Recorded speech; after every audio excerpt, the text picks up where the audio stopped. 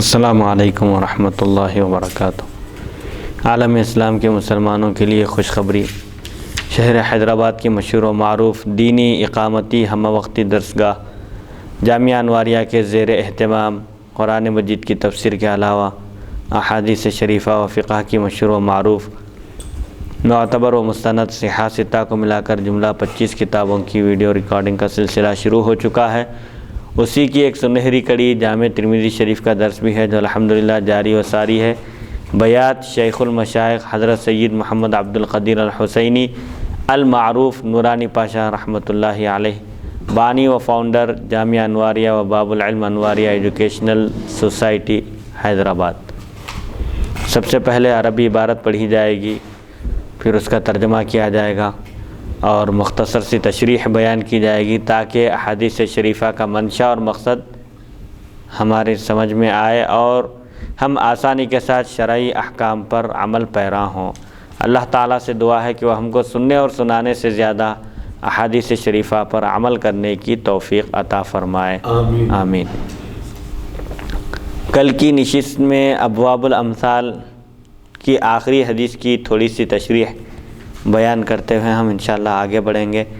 وہ آخری حدیث یہ ہے کہ حضور اکرم صلی اللہ علیہ وسلم نے ارشاد فرمایا کہ سابقہ امتوں کی عمروں کے مقابلے میں تمہاری عمر، امت محمدیہ کی عمر اتنی ہی ہے جتنی جیسے عصر کی نماز کے بعد سے لے کر مغرب کی نماز تک کا جو وقت ہوتا ہے اتنی ہی عمریں اس امت کی ہیں۔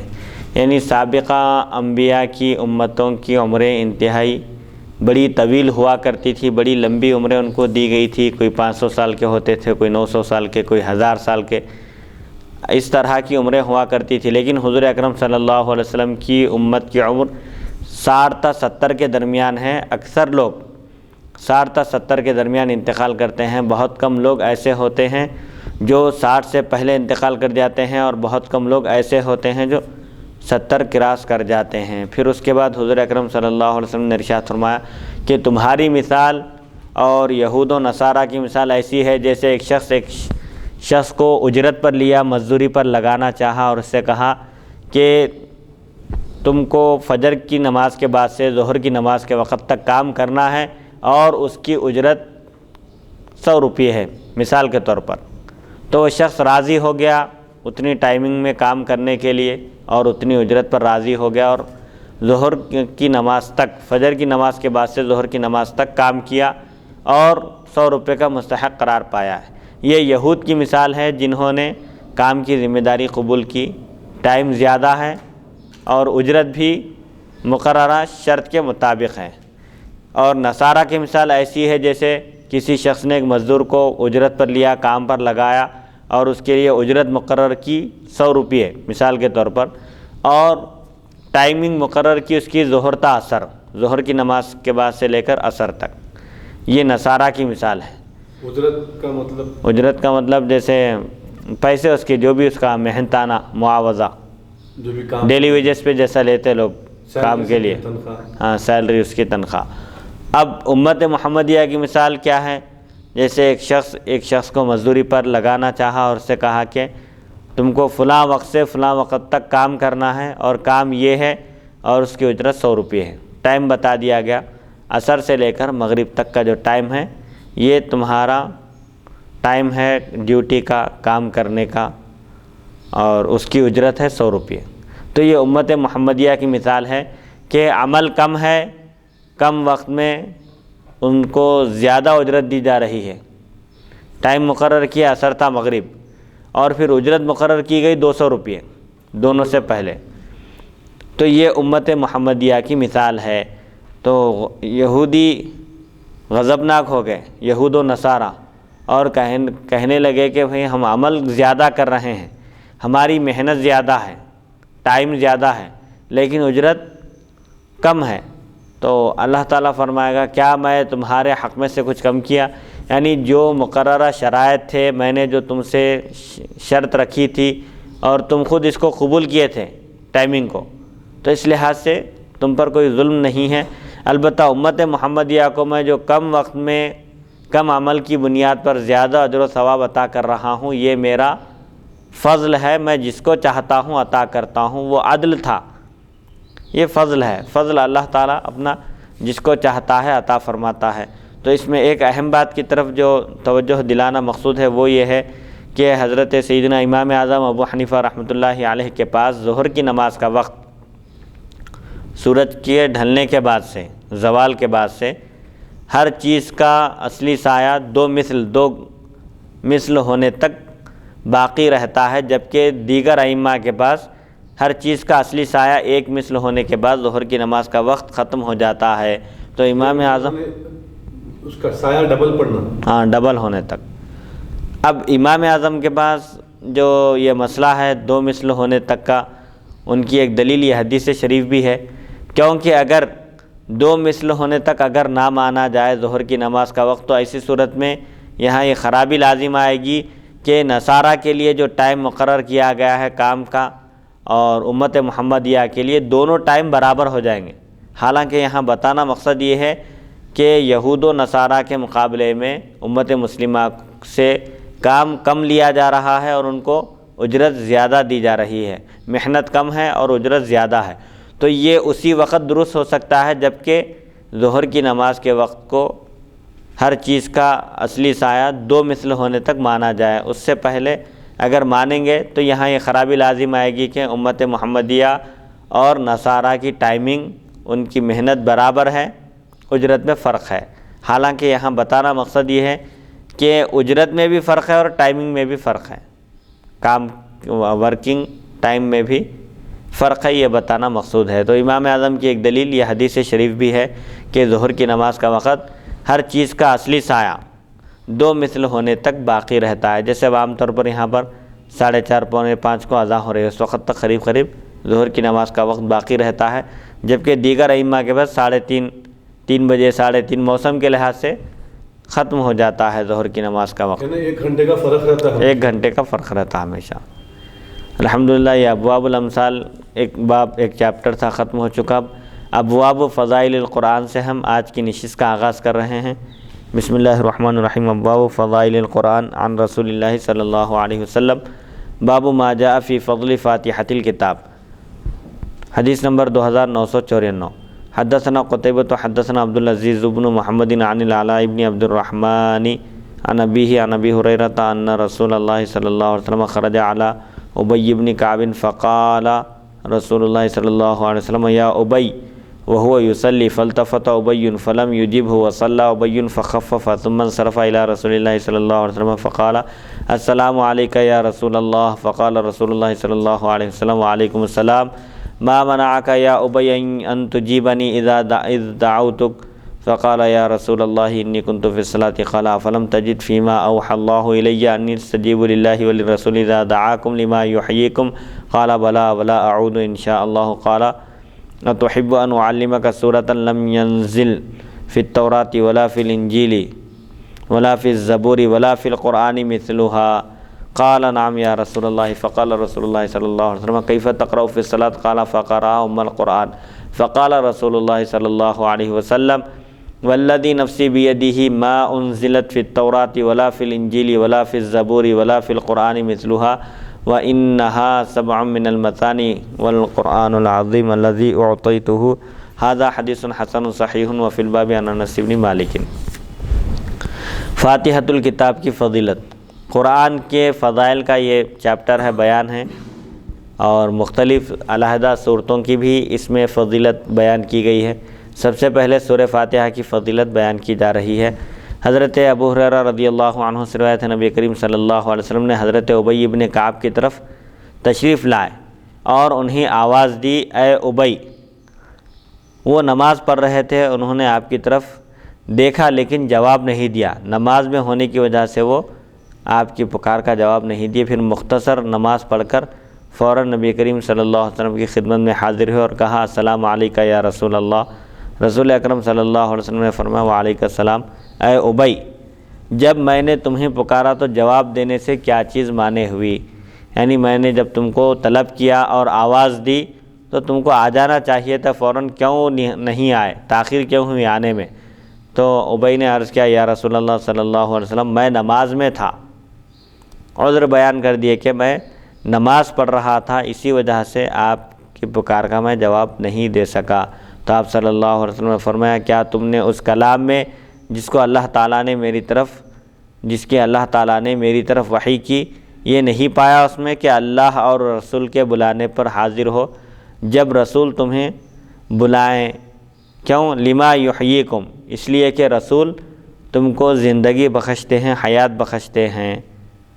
تو قرآن میں تو اللہ تعالیٰ صاف فرماتا ہے کہ اے ایمان والو، اللہ اور اس کے رسول کی پکار کا جواب دو جب وہ تم کو بلائیں، پکاریں، یعنی رسول اکرم صلی اللہ علیہ وسلم جب طلب کریں تو فوراً حاضر ہو جاؤ، اگرچہ کہ فرض نماز ہی کیوں نہ پڑھ رہے ہوں، نماز توڑ کر حاضر ہونا ہے۔ اور حضور اکرم صلی اللہ علیہ وسلم کے بلانے سے نماز اگر توڑ کر حاضر ہوتے تو بھی ان کی نماز ختم نہیں ہوتی تھی، نہیں ٹوٹتی تھی، جہاں سے چھوڑے تھے پھر وہاں سے پڑھ سکتے تھے۔ تو یہ صرف نبی کے بلانے پر ہے کہ فرض نماز بھی اگر پڑھ رہے ہوں تو توڑ دینا ہے۔ البتہ اگر ماں باپ بلائیں تو ایسی صورت میں نفل نماز ہو تو فقہا توڑنے کی اجازت دیتے ہیں، اور فرض نماز ہو تو توڑنے کی اجازت نہیں ہے۔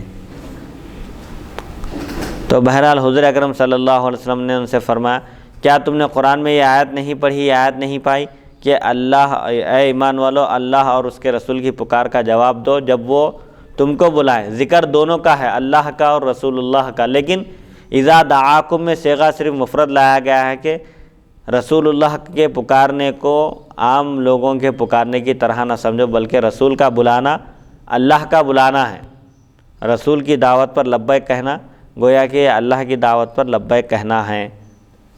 یعنی اس آیت مبارکہ سے حضور صلی اللہ علیہ وسلم کی عظمت فضیلت مقام و مرتبہ معلوم ہوتا ہے۔ جی، جب حضور اکرم صلی اللہ علیہ وسلم نے اس طرح فرمایا تو حضرت ابی ابن کعب نے عرض کیا کہ ہاں یا رسول اللہ، کیوں نہیں، ضرور میں پایا قرآن میں اللہ تعالیٰ صاف ارشاد فرماتا ہے کہ رسول اللہ صلی اللہ علیہ وسلم کے بلانے پر حاضر ہو جاؤ۔ آئندہ میں ایسا نہیں کروں گا انشاءاللہ۔ نبی کریم صلی اللہ علیہ وسلم نے فرمایا کیا تم چاہتے ہو کہ میں تم کو ایک ایسا سورہ سکھاؤں جو نہ تورات میں نازل ہوا ہے، اور نہ ہی انجیل میں، اور نہ ہی زبور میں، اور نہ ہی قرآن مجید میں خود اس کے جیسی کوئی اور صورت ہے؟ انہوں نے عرض کیا ہاں یا رسول اللہ، سکھائیے۔ نبی کریم صلی اللہ علیہ وسلم نے فرمایا نماز میں کیسے پڑھتے ہو، یعنی کیا پڑھتے ہو نماز جب شروع کرتے ہو؟ تو حضرت ابو ہریرہ فرماتے ہیں حضرت ابی نے سورہ فاتحہ پڑھی۔ رسول اکرم صلی اللہ علیہ وسلم نے ارشاد فرمایا قسم ہے اس ذات کی جس کے قبضہ قدرت میں میری جان ہے، اس کے مثل یعنی سورہ فاتحہ جیسی صورت نہ تورات میں نازل کی گئی ہے، اور نہ ہی انجیل میں، اور نہ ہی زبور میں، اور نہ ہی خود قرآن مجید میں سورہ فاتحہ کی جیسی کوئی صورت نازل نہیں کی گئی۔ یہ 7 آیتیں 7 مثانی اور قرآن عظیم سے ہیں جو مجھے عطا کی گئی ہیں۔ یہ حدیث حسن صحیح ہے۔ اس باب میں حضرت انس بن مالک رضی اللہ عنہ سے بھی روایت منقول ہے۔ اس حدیث شریف کی تشریح میں محدثین کرام فرماتے ہیں کہ رسول اکرم صلی اللہ علیہ وسلم کے بلانے پر حاضر ہونے سے نماز باطل نہیں ہوتی، قبلے کی طرف سے رخ نہیں پھر رہا ہے، بلکہ وہ نماز کامل ہو رہی ہے رسول اکرم صلی اللہ علیہ وسلم کے دیدار سے۔ تو عام آدمیوں کے بلانے پر نماز توڑنا نہیں ہے، لیکن نبی کے بلانے پر اگر فرض نماز بھی اگر کوئی پڑھ رہا ہے تو توڑنے کی اجازت ہے، وہ نماز باطل نہیں ہوتی، بلکہ جہاں سے چھوڑے تھے پھر وہیں سے اس کو مکمل کیا جا سکتا ہے۔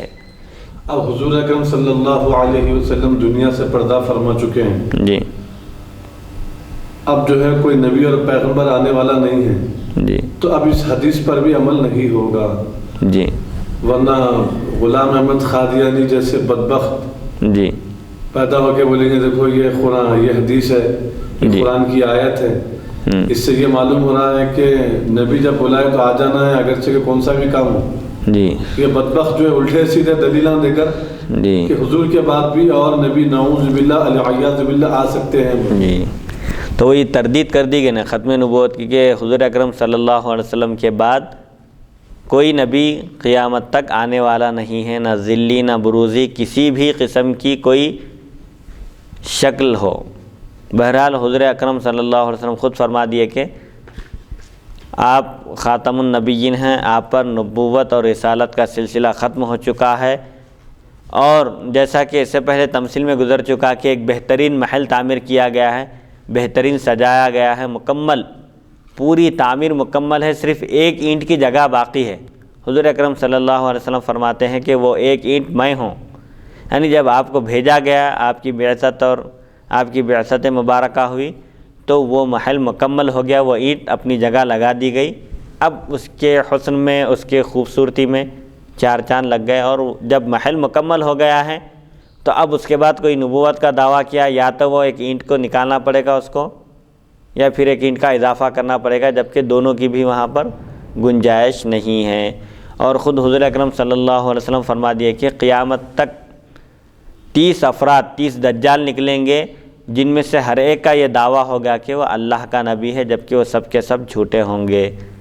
تو بہرحال یہ حضور اکرم صلی اللہ علیہ وسلم کے پکارنے پر کوئی اگر فرض نماز میں بھی ہو تو اس کو نماز توڑ دینا چاہیے، اور اس سے نماز باطل نہیں ہوتی۔ اور دوسرا عقیدہ یہاں یہ بھی ثابت ہوتا ہے کہ حضور اکرم صلی اللہ علیہ وسلم کے بلانے پر حضرت ابی بن کعب رضی اللہ عنہ آپ کی طرف متوجہ ہوئے، اور صرف آپ کی خاطر نماز کو مختصر بھی کیے، جلدی جلدی نماز پڑھ کر حاضر ہو گئے۔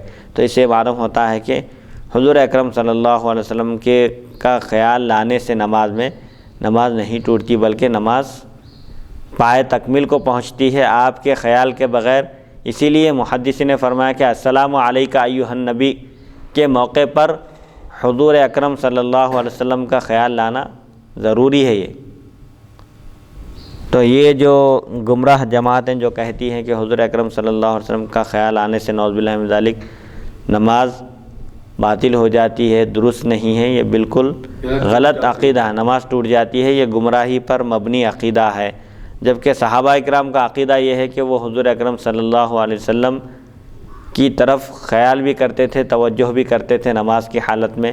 اور حضور اکرم صلی اللہ علیہ وسلم کے وصال باکمال سے پہلے جب حضرت سیدنا ابوبکر صدیق رضی اللہ عنہ کو امامت کرنے کا حکم ہوا، ایک مرتبہ آپ نماز پڑھا رہے تھے، حضور اکرم صلی اللہ علیہ وسلم نے حجر مبارک کا پردہ ہٹا کر صحابہ کرام کی طرف دیکھا، تو صحابہ کرام بھی اس وقت حضور اکرم صلی اللہ علیہ وسلم کی طرف پلٹ گئے، متوجہ ہو گئے۔ آپ کے دیدار پر نور سے مشرف ہے حضور اکرم صلی اللہ علیہ وسلم نے صحابہ کو اپنی نماز مکمل کرنے کا حکم دیا۔ آپ نے یہ نہیں فرمایا کہ تمہارا رخ قبلے کی طرف سے پھر گیا ہے، تم میری طرف متوجہ ہو گئے نماز میں، لہذا پھر شروع سے نماز پڑھو، دوبارہ نماز پڑھو۔ آپ نے یہ نہیں فرمایا، بلکہ یہ فرمایا کہ نماز کو جاری رکھو، مکمل کر لو۔ تو بہرحال اس سے سورہ فاتحہ کی فضیلت بھی معلوم ہوتی ہے کہ سورہ فاتحہ جو قرآن مجید کا خلاصہ ہے اور قرآن مجید کا ٹائٹل ہے، جس میں اللہ تعالیٰ کی ربوبیت کا ذکر ہے، اس کی رحمانیت کا ذکر ہے، اور بدلے کے دن کی مالک ہونے کا ذکر ہے۔ بہرحال سورہ فاتحہ کے کئی نام ہیں اور اس کی کئی فضیلتیں بیان کی گئی ہیں، اور 7 مثانی بھی کہتے ہیں سورہ فاتحہ کو۔ 7 آیتیں ہیں، 7 مثانی اس لیے کہتے ہیں کہ وہ بار بار پڑھے جانے والی صورت ہے۔ نماز کی ہر رکعت میں سورہ فاتحہ پڑھنا ہے، چاہے وہ فرض ہو یا نفل ہو، اور قرآن کا آغاز بھی سورہ فاتحہ سے ہوتا ہے۔ تو یہ اس سے سورہ فاتحہ کی فضیلت معلوم ہوتی ہے، اور بعض لوگ سورہ فاتحہ کے نام سے چڑھتے ہیں۔ اس میں کوئی چڑھنے کی ضرورت ہی نہیں ہے، بلکہ یہ ایک ایسی صورت ہے کہ نہ تورات میں ایسی صورت نازل ہوئی ہے، اور نہ ہی انجیل میں، اور نہ ہی زبور میں، اور نہ ہی خود قرآن مجید میں اس کے جیسی کوئی صورت ہے۔ حدیث نمبر 2995، باب ما جاء فی سورۃ البقرۃ و آیۃ الکرسی۔ حدثنا قتیبہ حدثنا عبد العزیز بن محمد بن سہیل بن ابی صالح عن ابیہ عن ابی ہریرہ ان رسول اللہ صلی اللہ علیہ وسلم قال لا تجعلوا بیوتکم مقابر وان البیت الذی تقرأ البقرۃ فیہ لا يدخلہ الشیطان، ھذا حدیث حسن صحیح۔ سورہ بقرہ اور آیت الکرسی کی فضیلت۔ حضرت ابو ہریرہ رضی اللہ عنہ سے روایت ہے، نبی کریم صلی اللہ علیہ وسلم نے ارشاد فرمایا، اپنے گھروں کو قبرستان نہ بناؤ، یعنی گھروں میں بھی عبادت کیا کرو، نفل نماز ہے، سنتیں ہیں، گھر میں پڑھا کرو، تلاوت بھی جاری رکھو تاکہ قبرستان کی شکل نہ ہو جائے، گھر کی قبرستان کی طرح نہ بن جائے۔ اور جس گھر میں سورہ بقرہ پڑھی جاتی ہے اس میں شیطان داخل نہیں ہوتا، یہ حدیث حسن صحیح ہے۔ جس گھر میں سورہ بقرہ کی تلاوت کی جاتی ہے وہ گھر شیطان کے داخلے سے محفوظ ہو جاتا ہے، اللہ تعالیٰ کی حفاظت میں آ جاتا ہے۔ تو گھروں کو قبرستان بنانے سے منع کیا گیا، اسی لیے فقہاء کرام فرماتے ہیں کہ فرض نماز مسجد میں ادا کرنا چاہیے اور سنتوں کا اہتمام گھر میں کرنا چاہیے۔ جیسے فجر کی سنت ہے، سنت پڑھے گھر میں اور نماز کے لیے چلے گئے۔ البتہ اب موجودہ زمانے میں چونکہ لوگوں کے لیے رکاوٹیں اتنی ہیں کہ مسجد اگر گئے تو ہی اس کی نماز ہو سکتی ہے، مسجد سے نکل کر سنت گھر میں پڑھنے کے لیے نکلے گا، اگر ایسی صورت میں کسی سے ملاقات ہو جاتی ہے راستے میں اور پھر گھر پہنچ کر سنت پڑھنے میں مشکل ہوتی ہے، وقت نکل جا سکتا ہے یا سستی کاہلی ہو سکتی ہے، تو اس کے لیے بہتر یہ ہے کہ فرض کے ساتھ ہی فوراً سنتیں ادا کر لے۔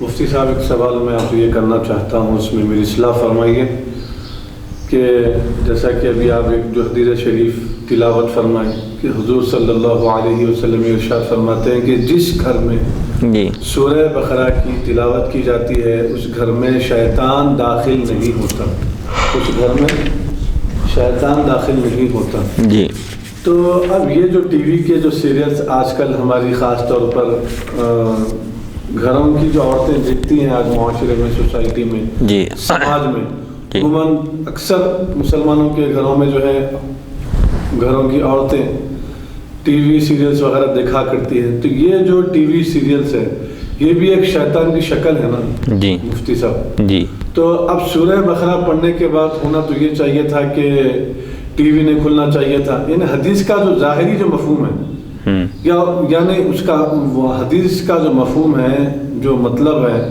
وہ ظاہر پر ہے یا پھر باطن پر ہے؟ کیونکہ ہم سورہ بقرہ پڑھنے کے بعد بھی جو ہے گھر میں ہم یہ دیکھتے ہیں کہ ٹی وی چل رہی ہے۔ ٹی وی خود بخود تو نہیں چلتی نا، کھولنے والے کے اوپر ہے یہ۔ شیطان کا مطلب یہ آپ جو ٹی وی سمجھ رہے ہیں، اب ہر چیز کے نقصانات بھی ہیں، فوائد بھی ہیں، جیسا استعمال کرنا چاہیں گے۔ اب کوئی ٹی وی استعمال کر رہا ہے لیکن دینی معلومات کے لیے بیان سن رہا ہے، واعظ و نصیحت سن رہا ہے، قرآن کی تلاوت سن رہا ہے، تجوید سکھائی جا رہی ہے، یہ ایک اچھی چیز ہے۔ لیکن اب استعمال غلط کریں گے تو اس میں قصور کس کا ہے؟ اس میں یہ ایسے ہی ہے جیسے انٹرنیٹ ہے، اس کے بھی فوائد بھی ہیں، نقصانات بھی ہیں۔ جو اچھے کے لیے استعمال کر رہا اس کا فائدہ ہوگا، جو غلط چیزوں کے لیے استعمال کرے گا تو نقصان ہوگا۔ شیطان داخل نہیں ہوتا، یہ ایک پکی بات ہے، عقیدے کی بات ہے یہ۔ اب یہ ٹی ویاں جو لا کر رکھ لی ہیں یہ تو غلط ہے۔ اب نماز کے بارے میں بھی اللہ تعالیٰ فرماتا ہے کہ یقیناً نماز بے حیائی اور برائی سے روکتی ہے۔ کتنے ایسے نوجوان ہیں جو نماز پڑھتے ہیں برابر فلمیں دیکھتے ہیں؟ کیا آیت کا مطلب غلط ہے کیا قرآن کا؟ اس کا مطلب ایک یہ ہے کہ جب تک بندہ نماز میں ہوتا ہے کوئی بری حرکت نہیں کرتا، ایک مفہوم یہ ہوتا ہے۔ اور دوسرا مفہوم اس کا یہ بیان کیے کہ اگر کوئی نماز پڑھنے کے باوجود گناہوں سے باز نہیں آ رہا ہے تو اس کا مطلب یہ ہے کہ اس کی وہ نماز قبول ہی نہیں ہے۔ اگر وہ صدق دل سے، اخلاص کے ساتھ، خشوع و خضوع کے ساتھ نماز پڑھتا تو خود بخود برائیوں سے رک جاتا تھا۔ برائیوں سے نہ رکنا خود اس بات کی دلیل ہے کہ اس کے اندر خشوع و خضوع کا اہتمام نہیں ہے، اور جس طریقے سے نماز ادا کرنا چاہیے وہ کیفیت اس کے اندر نہیں پائی جا رہی ہے۔ اسی لیے نماز پڑھنے کے باوجود وہ سود کھا رہا ہے، شراب پی رہا ہے، مختلف برائیوں میں ملوث ہے۔ قرآن کی آیت اپنی جگہ درست ہے، نماز پڑھنے کے بعد اس کی کیفیت بدلنا لازم ہے۔ ایک شخص حج کیا، آنے کے بعد پھر وہی کیفیت ہے، پہلے جیسا تھا آنے کے بعد بھی ویسی ہے، تو فائدہ کیا ہے؟ تو حج مبرور کی نشانی یہ بتائی گئی ہے کہ آدمی کی زندگی میں انقلاب، حج مبرور کا مطلب مقبول حج قبول ہونے کی نشانی اور علامت یہ بتائی گئی ہے کہ حج کو جانے سے پہلے جو زندگی تھی اس زندگی میں انقلاب آنا اور اس کی کیفیت بدل جانا۔ نمازوں کا پابند نہیں تھا، جا کے آنے کے بعد نمازوں کا پابند ہو گیا، اہتمام کر رہا ہے، داڑھی چھوڑ رہا ہے، مختلف نیکی کے کام اختیار کرنا ہے۔ حج بھی کر رہے ہیں، در سود بھی کھا رہے ہیں، شراب بھی پی رہے ہیں، تو فائدہ کیا ہے؟ وہ ویسی عبادت کام آنے والی نہیں ہے، اس کو عبادت کا اثر ہونا ہے۔ بلا تسبیح بلا تمثیل شیطان تو نہیں آئے گا، لیکن تم اپنے خود سے اگر شیطان کو لانا چاہ رہے ہیں تو وہ تمہاری مرضی ہے۔ جی حدیث نمبر 2996 حدثنا محمد بن غیلان حدثنا حسین الجعفی عن زائدۃ عن حکیم بن جبیر عن ابی صالح عن ابی ہریرہ قال قال رسول اللہ صلی اللہ علیہ وسلم لکل شیء سنام وان سنام القرآن سورۃ البقرہ وفیہا آیۃ ہی سیدۃ آی القرآن ہی آیۃ الکرسی ھذا حدیث غریب لا نعرفہ الا من حدیث حکیم بن جبیر وقد تکلم فیہ شعبۃ وضعفہ۔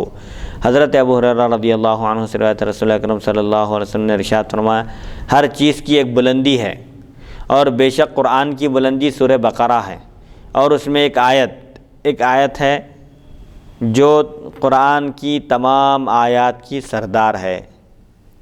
اس حدیث کو ہم صرف حکیم بن جبیر کی روایت سے پہچانتے ہیں، شعبہ نے اس کے بارے میں کلام کیا اور اسے ضعیف قرار دیا۔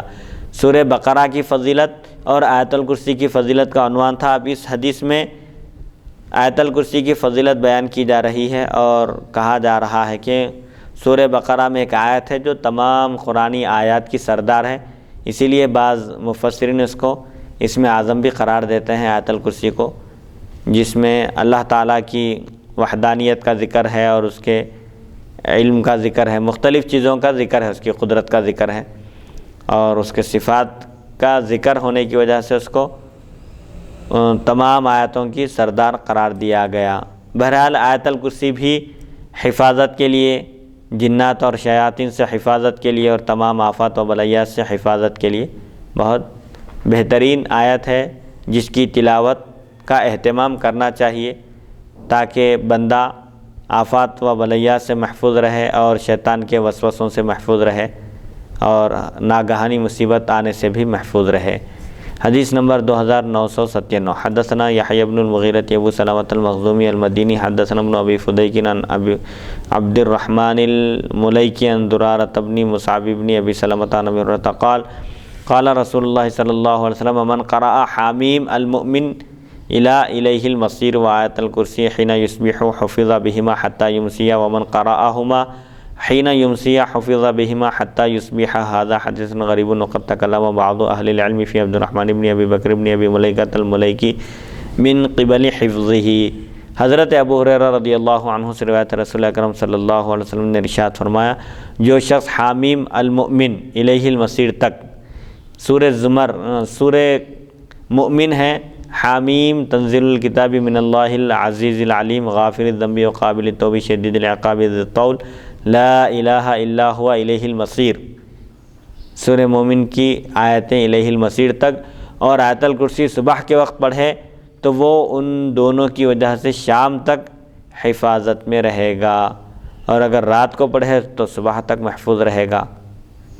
تو بہرحال اس حدیث شریف میں بھی آیت الکرسی کی فضیلت اور اہمیت بیان کی جا رہی ہے کہ جو شخص آیت الکرسی کا اہتمام کرتا ہے، صبح و شام پڑھتا ہے اور اس کے ساتھ سورہ مؤمن کی ابتدائی آیتیں الیہ المصیر تک پڑھتا ہے تو اس شخص کی حفاظت کی جاتی ہے آفات و بلیات سے اور شیطانی وسوسوں سے اور شیطان کے اس پر حاوی ہونے سے۔ بہرحال دین و دنیا میں اس کی حفاظت کی جاتی ہے اللہ تعالیٰ کی طرف سے۔ رات میں پڑھتا ہے تو صبح تک حفاظت کی جاتی ہے اور صبح پڑھتا ہے تو رات تک اس کی حفاظت کی جاتی ہے۔ حدیث نمبر 2998 حدثنا محمد بن بشار حدثنا ابو احمد حدثنا سفیان عن ابن ابی لیلہ عن اخیہ عن عبد الرحمن ابن ابی لیلہ عن ابی ایوب الانصاری انہ کانت لہ صحوۃ فیہا تمر فکانت تجیء الغول فتأخذ منہ فشکا ذلک الی النبی صلی اللہ علیہ وسلم فقال اذهب فاذا رأيتها فقل بسم الله اجیبی رسول اللہ صلی اللہ علیہ وسلم قال فأخذها فحلفت ان لا تعود فارسلها فجاء الى النبی صلی اللہ علیہ وسلم فقال ما فعل اسیرک قال حلفت ان لا تعود قال كذبت وهي معاودة للكذب قال فأخذها فحلفت مرة أخرى ان لا تعود فارسلها فجاء الى النبی صلی اللہ علیہ وسلم فقال ما فعل اسیرک قال حلفت ان لا تعود فقال كذبت وهي معاودة للكذب فأخذها فقال ما انا بتارکی کی حتی اذهب بکی الى النبی صلی اللہ علیہ وسلم فقالت انی ذاکرۃ لک شیئا آیت الکرسی اقرأها فی بیتک فلا یقربک شیطان ولا غیرہ فجاء الى النبی صلی اللہ علیہ وسلم فقال ما فعل اسیرک قال فاخبره بما قال صدقت وهي کذوب هذا حدیث حسن غریب۔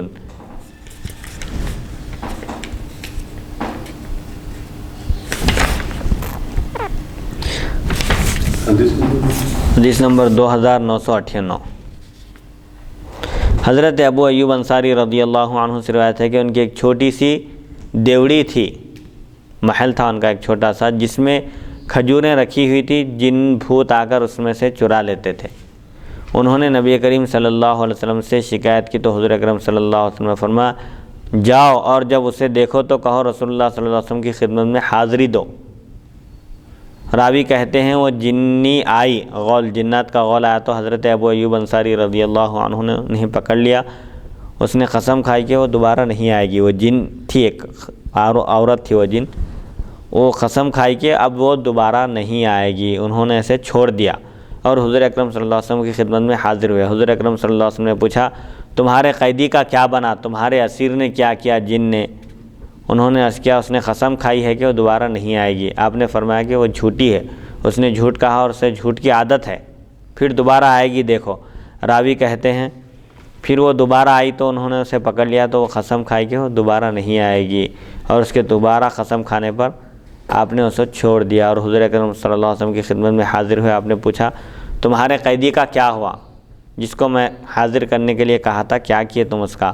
تو عرض کیا کہ اس نے قسم کھائی کہ وہ نہیں آئے گی۔ تو آپ نے فرمایا کہ وہ جھوٹی ہے، جھوٹ بولی وہ جنی، کیونکہ وہ جھوٹ کی عادی ہے۔ چنانچہ حضرت ابو ایوب انصاری رضی اللہ عنہ نے پھر اسے پکڑا اور فرمایا اب میں تجھے نہیں چھوڑوں گا یہاں تک کہ نبی کریم صلی اللہ علیہ وسلم کی خدمت میں لے جاؤں۔ تو اس نے کہا کہ میں تمہیں ایک چیز بتاتی ہوں، یعنی آیت الکرسی۔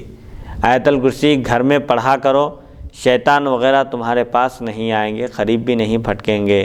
پھر وہ حضور اکرم صلی اللہ علیہ وسلم کی خدمت میں حاضر ہوئے۔ ابو ایوب انصاری رضی اللہ عنہ حاضر ہوئے تو آپ نے پوچھا کہ تمہارے قیدی کا کیا ہوا؟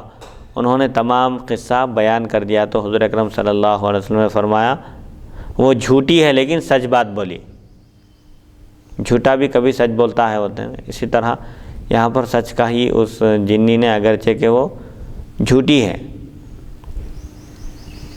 تو اس سے یہ معلوم ہوتا ہے کہ جس گھر میں آیت الکرسی کی تلاوت کی جاتی ہے، آیت الکرسی کا ورد کیا جاتا ہے، آیت الکرسی پڑھی جاتی ہے، وہاں شیاطین اور جنات بھٹک نہیں سکتے، پہنچ نہیں سکتے اور کسی قسم کا کوئی نقصان نہیں پہنچا سکتے۔ ان تمام چیزوں میں بنیادی شرط عقیدہ مضبوط ہونا ہے، یقین ہونا ہے۔ اصل آج یقین کی کمی ہے، یقین ختم ہو چکا ہے، اسی وجہ سے لوگ پورے قرآن کی بھی تلاوت کر کے قرآن کے برکات اور اس کے ثمرات اور اس کے فوائد سے محروم ہیں۔ اس کی وجہ یہ ہے کہ لوگوں کے اندر یقین کی کمی ہے۔ یقین کامل ہونا ضروری ہے کہ بس اس آیت کے پڑھنے کے بعد ہماری حفاظت ہوگی، یہ اللہ کا وعدہ ہے، اللہ اور اس کے رسول صلی اللہ علیہ وسلم نے فرمایا، دونوں کا ارشاد سچا ہے۔ جب تک یقین کامل نہ ہو اس وقت تک کسی قسم کا کوئی فائدہ نہیں ہو سکتا۔ حدیث نمبر 2999 حدثنا الحسن بن علی الخلال حدثنا ابو اسامہ حدثنا عبد الحمید بن جعفر عن سعید المقبری عن عطاء مولى ابی احمد عن ابی ہریرہ قال بعث رسول اللہ صلی اللہ علیہ وسلم بعثا وهم ذو عدد فاستقرأ كل رجل منهم يعني ما معه من القرآن فأتى على رجل من أحدثهم سنا فقال ما معك يا فلان؟ فقال معي كذا وكذا وسورة البقرة. فقال معك سورة البقرة؟ قال نعم. قال اذهب فأنت أميرهم. فقال رجل من أشرافهم والله ما منعني أن أتعلم البقرة إلا خشية ألا أقوم بها. فقال رسول الله صلى الله عليه وسلم تعلم القرآن واقرؤوه فإن مثل القرآن لمن تعلمه فقرأه وقام به كمثل جراب محشو مسكا يفوح ريحه في كل مكان ومثل من تعلمه فيرقد وهو في جوفه كمثل جراب أوكي على مسك. هذا حديث حسن وقد روي هذا الحديث عن سعيد المقبري عن عطاء مولى ابي احمد عن النبي صلى الله عليه وسلم مرسلا نحوه. حدثنا بذلك قتيبة حدثنا ليس بن سعد بن سعيد المقبري عن عطاء مولى ابي احمد عن النبي صلى الله عليه وسلم مرسلا نحوه بمعناه ولم يذكر فيه عن ابي هريرة وفي الباب عن ابي بن كعب. حضرت ابو ہریرہ رضی اللہ عنہ سے روایت ہے نبی کریم صلی اللہ علیہ وسلم نے بہت سے افراد پر مشتمل ایک لشکر بھیجا، بڑی تعداد میں ایک لشکر آپ نے تیار فرمایا اور بھیجنے کا ارادہ کیا تو آپ نے ان سے قرآن پڑھنے کو کہا۔ جس کو جو یاد تھا انہوں نے وہ پڑھا، ایک ایک سے آپ نے قرآن پڑھنے کے لیے فرمایا تو جن کو جو کچھ یاد تھا وہ انہوں نے پڑھ دیا۔ پھر آپ صلی اللہ علیہ وسلم نے ان میں سے کم سن کے پاس تشریف لائے، جو عمر کے اعتبار سے زیادہ بڑا نہیں تھا، کم عمر تھا۔ آپ تشریف لائے اور فرمایا تم کو کیا یاد ہے اے شخص، تمہارے ساتھ کیا ہے قرآن کا کچھ حصہ؟ تو اس نے عرض کیا مجھے فلاں فلاں صورتیں اور سورہ بقرہ بھی یاد ہے۔ تو آپ صلی اللہ علیہ وسلم نے فرمایا کیا تمہیں سورہ بقرہ یاد ہے؟ اس نے عرض کیا جی ہاں یا رسول اللہ صلی اللہ علیہ وسلم۔ تو رسول اللہ صلی اللہ علیہ وسلم نے فرمایا جاؤ تم ان کے امیر ہو۔ سورہ بقرہ یاد ہونے کی وجہ سے حضور اکرم صلی اللہ علیہ وسلم نے ایک کمسن کو، نوعمر نوخیز نوجوان کو آپ نے لشکر کا امیر سردار مقرر فرمایا۔ ان کے معززین میں سے ایک نے کہنے لگا قسم بخدا میں نے سورہ بقرہ محض اس لیے نہیں سیکھی کہ اس کے ساتھ نماز میں کھڑا نہ ہو سکوں گا۔ یعنی سورہ بقرہ قرآن کی صورتوں میں سب سے طویل، سب سے بڑی صورت ہے، تقریباً 2.5 پارے کی وہ صورت ہے۔ تو اشراف قوم لشکر جو بڑا تیار کیا گیا تھا اس میں سے ایک معزز شخص نے عرض کیا کہ سورہ بقرہ کو یاد کرنے سے صرف میرے لیے ایک چیز مانے ہوئی، وہ یہ ہے کہ میں اس ڈر سے یاد نہیں کیا سورہ بقرہ کہ میں نماز میں اتنی لمبی صورت کھڑے ہو کر نہیں پڑھ سکوں گا، اسی خوف سے میں اس کو یاد نہیں کیا۔ تو رسول اکرم صلی اللہ علیہ وسلم نے فرمایا قرآن سیکھو اور اس کو پڑھو، کیونکہ جو شخص قرآن سیکھے اور پڑھے اس کے لیے قرآن، اس کی مثال کیسی ہے یہاں پر بھی دیکھیے، اگرچہ کہ ابواب الامثال نہیں ہے لیکن قرآن کی تلاوت کرنے والے کی مثال جیسا کہ ابواب الامثال میں گزر چکی تھی، یہاں حضور اکرم صلی اللہ علیہ وسلم فرماتے ہیں کہ قرآن سیکھو اور اس کو پڑھو، تلاوت جاری رکھو، کیونکہ قرآن کی مثال اس شخص کے لیے جو قرآن کو سیکھے اور اس کو پڑھے اور اس پر عمل کرے، کما حقہ، اس کا حق ادا کرے، تو اس کی مثال کیسی ہے؟ مشک سے بھرے ہوئے مشکیزے کی طرح ہے جس کی خوشبو ہر جگہ پھیل رہی ہے۔ جو شخص مومن ہے قرآن کی تلاوت کرتا ہے اس کی مثال کیسی ہے؟ جیسے ایک مشکیزہ ہے جس میں مشک بھرا ہوا ہے، مشک، اور اس کی خوشبو ہر طرف پھیل رہی ہے۔ تو قرآن کا فیضان، قرآن کے برکات، قرآن کی برکتیں ہر طرف پھیلتی ہیں، قرآن کی تلاوت کرنے والے کو بھی اس کا فائدہ پہنچتا ہے، سننے والے کو بھی فائدہ پہنچتا ہے، اور جس جگہ قرآن کی تلاوت کی جاتی ہے وہ جگہ بھی محترم معزز ہو جاتی ہے قرآن کی تلاوت کی برکت سے۔ تو جو شخص قرآن کی تلاوت کرتا ہے، قرآن سیکھتا ہے اور اس کو پڑھتا ہے اور اس پر عمل کرتا ہے تو اس کی مثال کیسی ہے؟ جیسے ایک مشکیزہ ہے جس میں مشک بھری ہوئی ہے اور اس کی خوشبو جگہ جگہ پھیل رہی ہے۔ اور جو قرآن سیکھے لیکن اس کو سینے میں لے کر سوتا رہے، حافظ قرآن ہے، قرآن یاد ہے لیکن نہ تلاوت کر رہا ہے نہ عمل کر رہا ہے، تو قرآن سیکھنے کا ثواب تو اس کو ملے گا، سوتے رہنے کی وجہ سے اس کی مثال کیسی ہے؟ اس کی مثال چمڑے کے اس تھیلے کی طرح ہے جس میں مشک بند ہو، مشک ہے لیکن تھیلا بند ہے تو ظاہر بات ہے اس کی خوشبو نہیں مہکے گی، باہر نہیں پہنچے گی۔ تو قرآن مجید اس کے سینے میں محفوظ ہے، اس کو زبانی یاد ہے، قرآن پڑھ سکتا ہے تجوید کے ساتھ، لیکن سو رہا ہے، اس کی تلاوت نہیں کر رہا ہے، تو اس کے پاس ایک جوہر ہے، اس کا اظہار نہیں ہو رہا ہے، مشک ہے، اس کی خوشبو نہیں پھیل رہی ہے۔ یہ حدیث حسن ہے، سعید مقبوری سے حدیث بواسطہ عطا مولا ابی احمد نبی کریم صلی اللہ علیہ وسلم سے مرسل بھی مروی ہے۔ ہم سے حضرت قتیبہ نے بواسطہ حضرت لیث بن سعد، حضرت سعید مقبوری اور حضرت عطا رضی اللہ عنہم نبی کریم صلی اللہ علیہ وسلم سے بلا واسطہ حضرت ابو ہریرہ رضی اللہ تعالیٰ عنہ مرسل بیان کی، اس باب میں حضرت ابی بن کعب رضی اللہ تعالیٰ عنہ سے بھی روایت منقول ہے۔ بہرحال اس حدیث شریف سے معلوم ہوتا ہے کہ قرآن جس کو زیادہ یاد ہوتا تھا اس کو اہمیت دی جاتی تھی، فضیلت دی جاتی تھی اور ترجیح دی جاتی تھی۔ اسی لیے حضور اکرم صلی اللہ علیہ وسلم نے بڑی بڑی عمر کے لوگ موجود ہونے کے باوجود لشکر میں آپ نے ایک نوخیز نوجوان کو لشکر کا سردار امیر مقرر کیا، محض قرآن کی وجہ سے کہ انہیں قرآن زیادہ یاد تھا۔ اسی لیے ایک جنگ میں جب بعض صحابہ شہید ہوئے اور صحابہ کو جب دفن کرنے کا مسئلہ آیا، معاملہ آیا، تو حضور اکرم صلی اللہ علیہ وسلم ضرورت ایسی پیش آئی تھی کہ ایک قبر میں 2 3 صحابہ کو دفن کرنا پڑا۔ تو اس وقت حضور اکرم صلی اللہ علیہ وسلم فرماتے تھے کہ جن کو قرآن زیادہ یاد ہے ان کو پہلے قبر میں رکھا جائے، پھر ان کے بعد جن کو کم یاد ہے ان سے ان کو۔ تو اس سے بھی معلوم ہوتا ہے کہ قرآن یاد کرنے کی بڑی فضیلت ہے، اور قرآن کے ایک ایک حرف پر 10 نیکیاں ہیں، جیسا کہ آگے فضیلت بیان کی جائے گی۔ اس کے بعد حضور اکرم صلی اللہ علیہ وسلم فرماتے تھے کہ میں یہ نہیں کہتا کہ الف لام میم 3 ملا کر یہ ایک حرف ہے، بلکہ الف مستقل ایک حرف ہے، لام ایک مستقل حرف ہے اور میم ایک مستقل حرف ہے۔ اگر کوئی صرف الف لام میم پڑھ لے تو اس کو 30 نیکیاں ملتی ہیں، اور جو صدق دل کے ساتھ پڑھتا ہے، اخلاص کے ساتھ پڑھتا ہے، اللہ کو راضی کرنے کے لیے پڑھتا ہے، تو اس کو یہ تو ایک عام قاعدہ بتایا گیا ہے کہ ایک نیکی کا ثواب 10 نیکیوں کے برابر ہے، لیکن اگر کوئی اخلاص کے ساتھ، خشوع و خضوع کے ساتھ، پورے اہتمام کے ساتھ پڑھتا ہے اللہ کو راضی کرنے کے لیے، تو اللہ تعالیٰ اس کا ثواب 700 گنا تک بھی عطا فرماتا ہے۔ ایک نیکی کا ثواب 700 گنا تک عطا فرماتا ہے، اور جس کے لیے چاہتا ہے اس سے زیادہ بھی عطا فرماتا ہے، اس کے خزانے میں کسی چیز کی کمی نہیں ہے۔ تو بہرحال اس سے قرآن سیکھنے کی فضیلت معلوم ہوتی ہے۔ قرآن سیکھ کر چھوڑ دینا نہیں چاہیے، بلکہ قرآن یاد کرنے کے بعد اس کی تلاوت کو جاری رکھنا ہے، تاکہ قرآن کی برکتوں سے مالا مال ہو۔ اور قرآن کے بارے میں اللہ تعالیٰ فرماتا ہے آج لوگ پریشان ہیں، جادو کا شکار ہو جاتے ہیں، مختلف مصیبتوں میں گھر جاتے ہیں، اور عاملوں کے پاس چکر لگاتے ہیں، پیسہ بھی ضائع کرتے ہیں اور اپنا ایمان بھی برباد کرتے ہیں۔ سب سے بہترین نسخہ جو بزرگان دین اور علماء کرام تجویز فرماتے ہیں کہ ہر چیز سے حفاظت کا ذریعہ قرآن ہے، قرآن کی تلاوت جاری رکھی جائے۔ اور قرآن کے بارے میں اللہ تعالیٰ فرماتا ہے کہ لا یأتیہ الباطل من بین یدیہ ولا من خلفہ، کہ قرآن کی جہاں تلاوت ہوتی ہے وہاں پر باطل نہ سامنے سے آ سکتا ہے اور نہ ہی پیچھے سے۔ تو باطل کی ایک تفسیر کی گئی ہے جادو سے، کہ جہاں قرآن کی تلاوت ہوتی ہے وہاں جادو اپنا اثر نہیں کرتا۔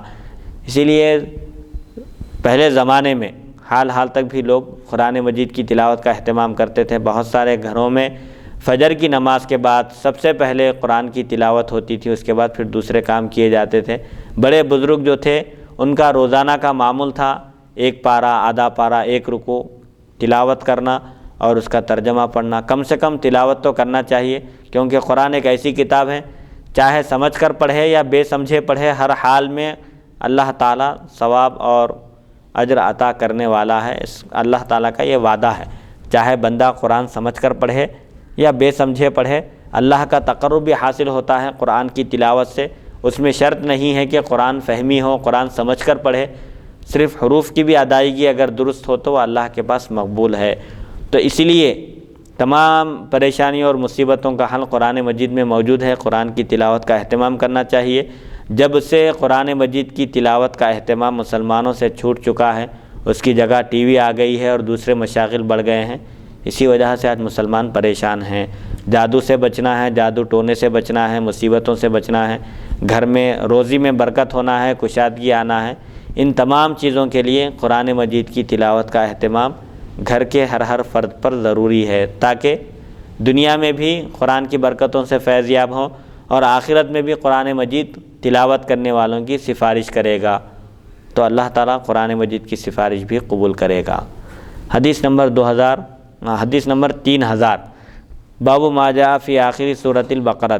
حدثنا احمد بن منیع حدثنا جریر بن عبد الحمید عن منصور بن المعتمر عن ابراہیم بن یزید عن عبد الرحمن بن یزید عن ابن مسعود الانصاری قال قال رسول اللہ صلی اللہ علیہ وسلم من قرأ الآیتین من آخر سورۃ البقرہ فی لیلۃ کفتاہ۔ ھذا حدیث حسن صحیح۔ سورہ بقرہ کی مستقل فضیلت بیان کی گئی کہ جس گھر میں سورہ بقرہ کی تلاوت ہوتی ہے اس گھر میں شیطان داخل نہیں ہو سکتا۔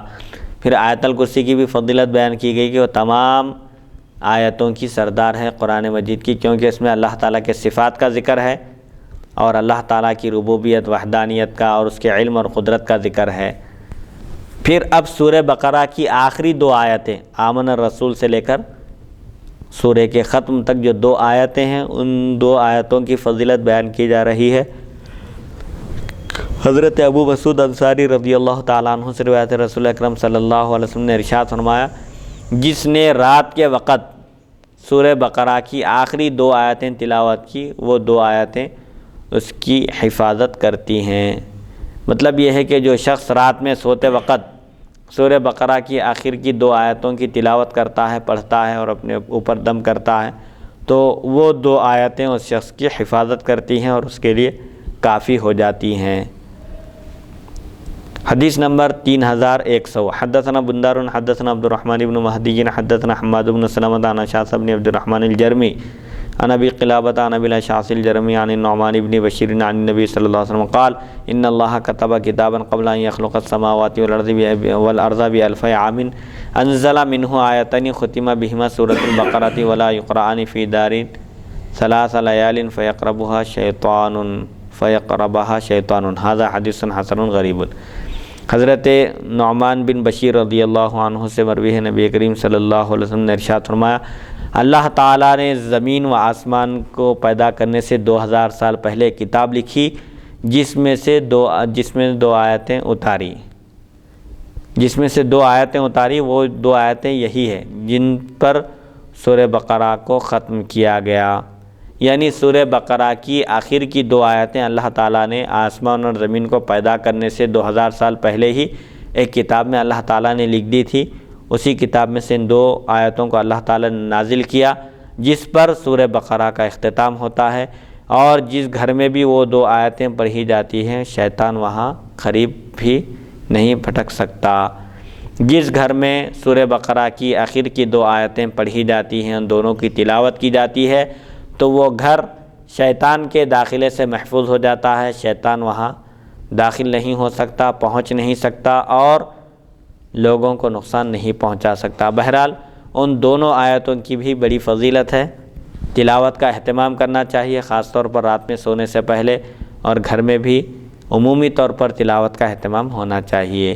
حدیث نمبر 3002 باب ما جاء فی سورۃ آل عمران۔ حدثنا محمد بن اسماعیل حدثنا ہشام بن اسماعیل ابو عبد الملک العطار حدثنا محمد بن شعیب حدثنا ابراہیم بن سلیمان عن الولید بن عبد الرحمن انه حدثهم عن جبیر بن نفیر عن النواس بن سمعان عن النبی صلی اللہ علیہ وسلم قال یأتی القرآن واہلہ الذین یعملون به فی الدنیا تقدمه سورۃ البقرۃ وآل عمران قال نواس وضرب لهما رسول اللہ صلی اللہ علیہ وسلم ثلاثة امثال ما نسیتهن بعد قال تأتیان کأنہما غیابتان وبینہما شرق او کأنہما غمامتان سوداوان او کأنہما ظلة من طیر صواف تجادلان عن صاحبهما وفي الباب عن بریدة وابی امامة هذا حدیث حسن غریب ومعنى هذا الحديث عند أهل العلم أنه يجيء ثواب قراءته كذا فسر بعض أهل العلم هذا الحديث وما يشبه هذا من الأحاديث أنه يجيء ثواب قراءة القرآن وفي حديث النواس بن سمعان عن النبي صلى الله عليه وسلم ما يدل على ما فسروا إذ قال النبي صلى الله عليه وسلم وأهله الذين يعملون به في الدنيا ففي هذا دلالة أنه يجيء ثواب العمل وأخبرني محمد بن إسماعيل حدثنا الحميدي قال سفيان بن عيينة في تفسير حديث عبد الله بن مسعود ما خلق الله من سماء ولا أرض أعظم من آية الكرسي قال سفيان لأن آية الكرسي هو كلام الله وكلام الله أعظم من خلق الله من السماء والأرض۔ سورہ آل عمران کی فضیلت۔ حضرت نواس بن سمعان رضی اللہ عنہ سے روایت ہے، نبی کریم صلی اللہ علیہ وسلم نے ارشاد فرمایا قرآن اور اس پر دنیا میں عمل کرنے والے قیامت کے دن اس طرح آئیں گے کہ سورہ بقرہ اور سورہ آل عمران ان کے آگے آگے ہوں گے۔ حضرت نواس بن سمعان رضی اللہ عنہ فرماتے ہیں نبی کریم صلی اللہ علیہ وسلم نے ان صورتوں کی 3 مثالیں بیان فرمائیں جنہیں میں اب تک نہیں بھولا۔ آپ نے فرمایا گویا کہ وہ 2 صاحبان ہیں جن کے درمیان روشنی ہے، یا 2 سیاہ بادل ہیں، یا پرندوں کا جھنڈ ہے جو صفیں باندھا ہوا ہے، اور یہ اپنے پڑھنے والے کی طرف سے بحث تکرار کریں گی، اللہ تعالیٰ کی بارگاہ میں سفارش کریں گی، شفاعت کریں گی اور ان کے حق میں گزارش کریں گی۔ اس باب میں حضرت ابو بریدہ اور ابو امامہ رضی اللہ عنہما سے بھی روایات مذکور ہیں۔ یہ حدیث حسن غریب ہے۔ علماء کے نزدیک اس حدیث کا کیا مطلب ہے، مفہوم ہے؟ علماء کے نزدیک اس کا مطلب یہ ہے کہ قرآن کی صورتیں نہیں آئیں گی بلکہ ان کا ثواب آئے گا، ان کی قرات کا ثواب متشکل ہو کر آئے گا، ایک شکل اختیار کر کے آئے گا۔ علماء نے اس قسم کی احادیث کی اسی طرح تفسیر کی ہے۔ حضرت نواس بن سمعان رضی اللہ عنہ کی روایت بھی اسی نقطۂ نظر کی توثیق کرتی ہیں، کیونکہ نبی کریم صلی اللہ علیہ وسلم نے فرمایا وہ لوگ جو قرآن پر دنیا میں عمل کرتے تھے، تو اس سے معلوم ہوا کہ عمل کا ثواب آئے گا نہ کہ عمل آئے گا۔ عمل کا ثواب آئے گا اور اللہ تعالیٰ کی بارگاہ میں سفارش کرے گا، شفاعت کرے گا، اور جو ان کی تلاوت کا اہتمام کرنے والے تھے، تلاوت سے مراد صرف تلاوت نہیں ہے بلکہ اس کا حق ادا کرنا ہے تلاوت میں بھی، اور پھر اس پر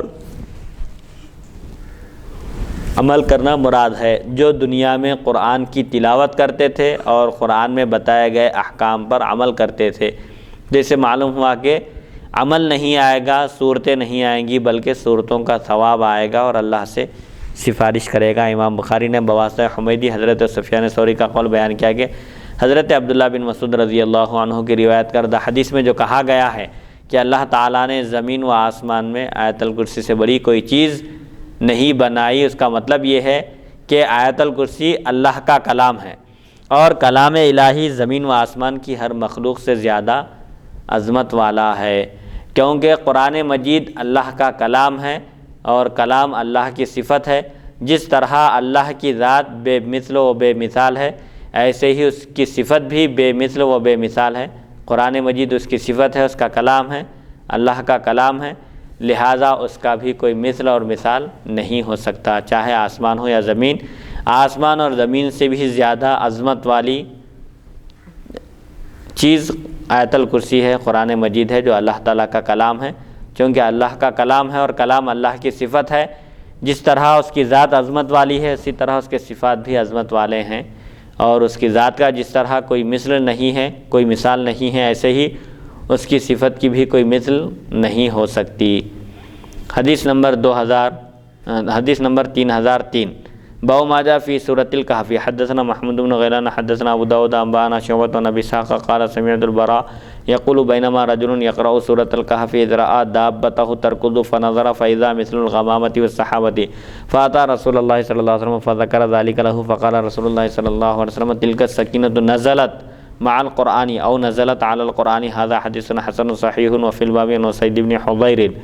سورہ کہف کی فضیلت۔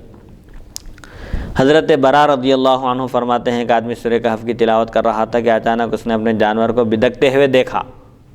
نظر اٹھا کر دیکھا تو کیا دیکھتا ہے کہ بادل کی طرح کوئی چیز ہے۔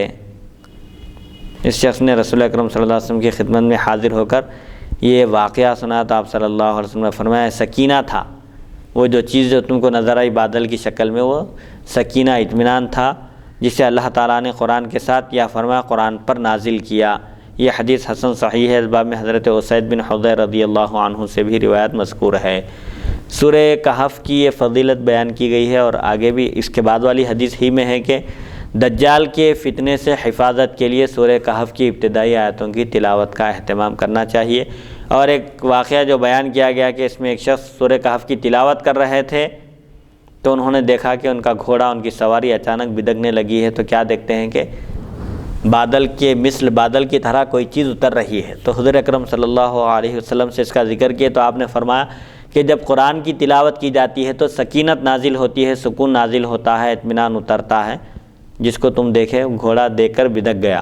اور بعض روایتوں میں ہے کہ فرشتے بھی اترے تھے۔ ایک شخص قرآن کی تلاوت کر رہے تھے، دوران سفر اپنے جانور کو، سواری کو باندھ کر نماز پڑھ رہے تھے۔ غالباً نماز میں قرآن کی تلاوت ہو رہی تھی اور ان کا بچہ غالباً قریب میں ہی سو رہا تھا سواری کے۔ جب وہ تلاوت کر رہے تھے تو گھوڑا بدک جا رہا تھا، فرشتے اتر رہے تھے، نورانی مخلوق کو دیکھ کر گھوڑا بدک رہا تھا۔ تو وہ تلاوت کو مختصر کر دیا نماز کو کہ کہیں گھوڑا بچے کو رون نہ ڈالے۔ حضور اکرم صلی اللہ علیہ وسلم فرمایا، ان سے جب ذکر کیا گیا آپ سے، آپ فرمایا کہ اگر تم تلاوت جاری رکھتے اور پڑھتے رہتے صبح تک تو فرشتے جو اتر رہے تھے فرشتے، سب بچے یعنی لوگ علانیہ فرشتوں کو دیکھ لیتے تھے اگر تلاوت جاری رہتی اور ایسے ہی معاملہ چلتے رہتا تو بہرحال ایک ایک سورہ کی مستقل الگ فضیلت بیان کی جا رہی ہے۔ قرآن سرتاپا برکت ہے، ایک ایک حرف میں اس کے اللہ تعالیٰ نے برکتیں رکھی ہیں۔ تو سورہ کہف کی تلاوت ہو رہی تھی تو سکینت نازل ہو رہی تھی، ایک قسم کا سکون محسوس ہو رہا تھا اس صحابی کو، جس کو وہ اپنی آنکھوں سے بھی جس کا مشاہدہ کر چکے تھے۔ اب اس کے بعد والی روایت میں سورہ کہف کی فضیلت دجال کے فتنے سے محفوظ رہنے کے لیے بتائی جا رہی ہے۔ حدیث نمبر 3004 حدثنا محمد بن بشار حدثنا محمد بن جعفر حدثنا شعبۃ عن قتادہ عن سالم بن ابی الجعد عن معدان بن ابی طلحہ عن ابی الدرداء عن النبی صلی اللہ علیہ وسلم قال من قرأ 3 آیات من اول الکہف عصم من فتنة الدجال. قال محمد بن بشار حدثنا معاذ بن ہشام اخبرنی ابی عن قتادہ بهذا الاسناد نحوه هذا حدیث حسن صحیح. حضرت ابو الدرداء رضی اللہ عنہ سے روایت نبی کریم صلی اللہ علیہ وسلم نے فرمایا سورہ کہف کی ابتدائی 3 آیتیں پڑھنے والا دجال کے فتنے سے محفوظ رکھا جائے گا. محمد بن بشار فرماتے ہیں مجھ سے معاذ بن ہشام نے بواسطہ والد حضرت ابو قتادہ رضی اللہ عنہ سے اس کے ہم معنی حدیث اسی سند کے ساتھ بیان کی. یہ حدیث حسن صحیح ہے. اسی طرح جمعہ کے دن سورہ کہف پڑھنے کی فضیلت احادیث شریفہ میں آئی ہے کہ جمعہ کے دن خاص طور پر سورہ کہف کی تلاوت کا اہتمام کرنا چاہیے اور دجال کے فتنے سے محفوظ رہنے کے لیے سورہ کہف کی ابتدائی آیتیں پڑھتے رہنا چاہیے تاکہ دجال کے شر سے اور اس کے فتنے سے محفوظ رہیں. یہ سورہ کہف کی فضیلت ہے. اور بعض روایتوں میں آیا ہے کہ جب سورہ کہف نازل ہوئی تو اس وقت سورہ کہف کے ساتھ 70,000 فرشتوں کا بھی نزول ہوا. اس کی اہمیت فضیلت اور عظمت ظاہر کرنے کے لیے بتانے کے لیے. حدیث نمبر 3005 باب ما جاء فی یاسین. حدثنا قتیبۃ وسفیان بن وکیع قال حدثنا حمید بن عبد الرحمن الرواسی عن الحسن بن صالح عن هارون ابی محمد عن مقاتل بن حیان عن قتادہ عن انس قال قال رسول اللہ صلی اللہ علیہ وسلم ان لكل شيء قلبا وقلب القرآن یاسین ومن قرأ یاسین كتب اللہ له بقراءتها قراءة القرآن 10 مرات. هذا حدیث حسن غریب لا نعرف الا من حدیث حمید بن عبد الرحمن وبالبصرة لا يعرفون من حدیث قتادة الا من هذا الوجه وهارون ابو محمد شیخ مجهول. حدثنا ابو موسى محمد بن المثنى حدثنا احمد بن سعید الدارمی حدثنا قتیبۃ عن حمید بن عبد الرحمن بهذا وفي الباب عن ابي بکر الصدیق ولا يصح حدیث ابی بکر من قبل اسناده واسناده ضعیف. سورہ یاسین کی فضیلت. حضرت انس رضی اللہ عنہ سے روایت رسول اکرم صلی اللہ علیہ وسلم نے ارشاد فرمایا ہر چیز کا ایک دل ہوتا ہے اور قرآن کا دل سورہ یاسین ہے. جس نے سورہ یاسین پڑھی ہے اللہ تعالیٰ اس کے لیے 10 مرتبہ قرآن پڑھنے کا ثواب لکھتا ہے. یہ حدیث غریب ہے. ہم اسے صرف حمید بن عبد الرحمن کی روایت سے پہچانتے ہیں. بصرہ میں حضرت قتادہ کی حدیث اسی سند سے معروف ہے. ہارون ابو محمد مجہول شیخ ہیں. ہم امام ترمذی فرماتے ہیں ہم سے ابو موسیٰ محمد بن مثنیٰ نے بواسطہ احمد بن سعید دارمی اور قتیبہ حمید بن عبد الرحمن سے اسی سند کے ساتھ اسے بیان کیا. اس باب میں حضرت ابو بکر صدیق رضی اللہ تعالیٰ عنہ سے بھی روایت مذکور ہے. بہرحال سورہ یاسین کی فضیلت بتائی جا رہی ہے. اس کی اہمیت قرآن کی صورتوں کے درمیان ایسی ہی ہے جیسے انسان کے جسمانی اعضاء میں دل کی اہمیت ہے. دل مرکزیت کا حامل ہے, مرکزی حیثیت رکھتا ہے, تو ایسے ہی سورہ یاسین قرآن کا دل ہے.